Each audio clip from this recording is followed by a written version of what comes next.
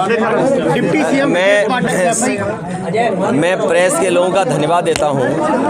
Press के लोगों का मैं धन्यवाद देता हूं कि आज 22 नवंबर हम लोगों ने नेताजी को याद कर करके सब लोग इकट्ठे हुए थे और समाजवादी पार्टी ने और सभी समाजवादियों ने हमने मिलकर के नेताजी का स्मारक सैफई में बने आज उसका भूमि पूजन और शिलान्यास किया है। बहुत जल्दी नेताजी का स्मारक सैफई बन करके तैयार होगा, जिससे आने वाली पीढ़ी और तमाम समाजवादियों को हमेशा प्रेरणा मिलती रहे। जिस तरह नेताजी ने काम किया है, चाहे इटावा रहा हो या उत्तर प्रदेश में, कई महत्वपूर्ण फैसले नेताजी ने लिए वो आज भी देश की राजनीति के लिए उदाहरण बने हैं।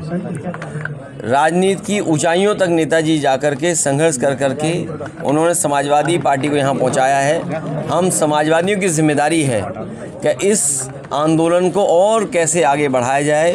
सच्ची श्रद्धांजलि यही होगी कि नेताजी के रास्ते पे चल कर के संघर्ष और जो गरीब हैं, पिछड़े हैं, दलित हैं, उनको सम्मान दिलाएं।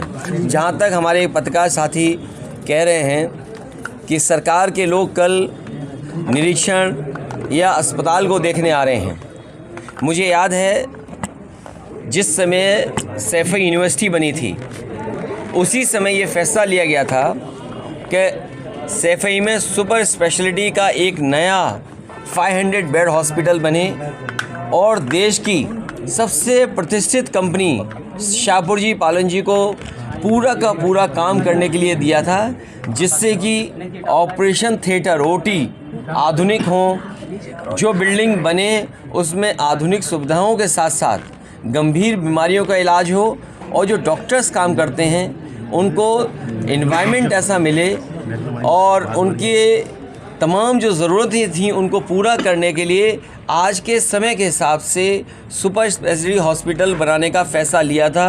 देश की बड़ी कंपनी को दिया था, लेकिन भारतीय जनता पार्टी जब से सरकार में आई है उसके मानकों को नीचा किया है, मानकों को कम करके बना रहे हैं और जिस समय बन जाना चाहिए था आज लगभग 5-6 साल डिले हो गया है, तब बन रहा है। मुझे नहीं लगता है कि पर्याप्त डॉक्टर्स, पर्याप्त स्टाफ या पर्याप्त ये बजट देंगे जिससे कि वो अस्पताल चल जाए और गरीबों को इलाज मिले।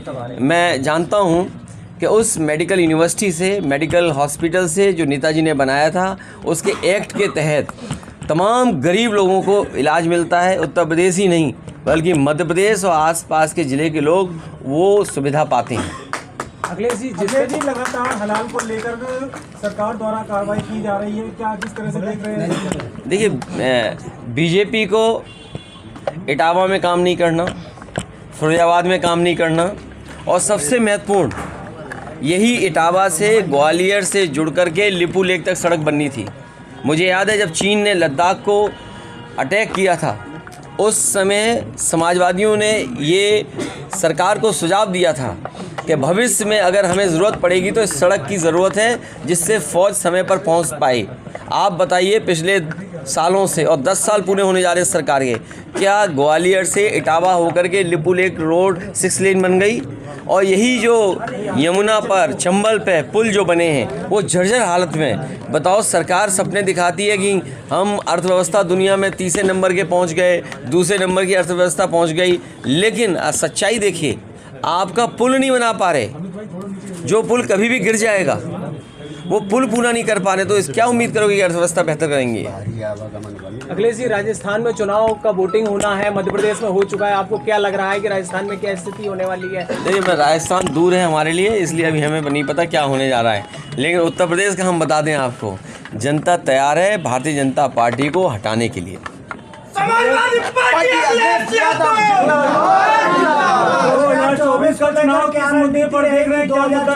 बीजेपी का क्या एजेंडा लग रहा है आपको?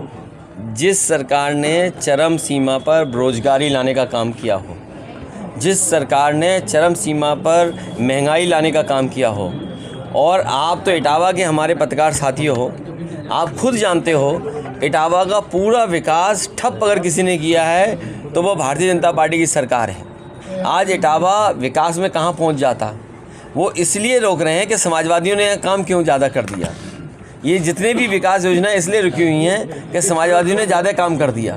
अब ये इटावा वालों को सोचना है। ये तो एक इटावा का उदाहरण है।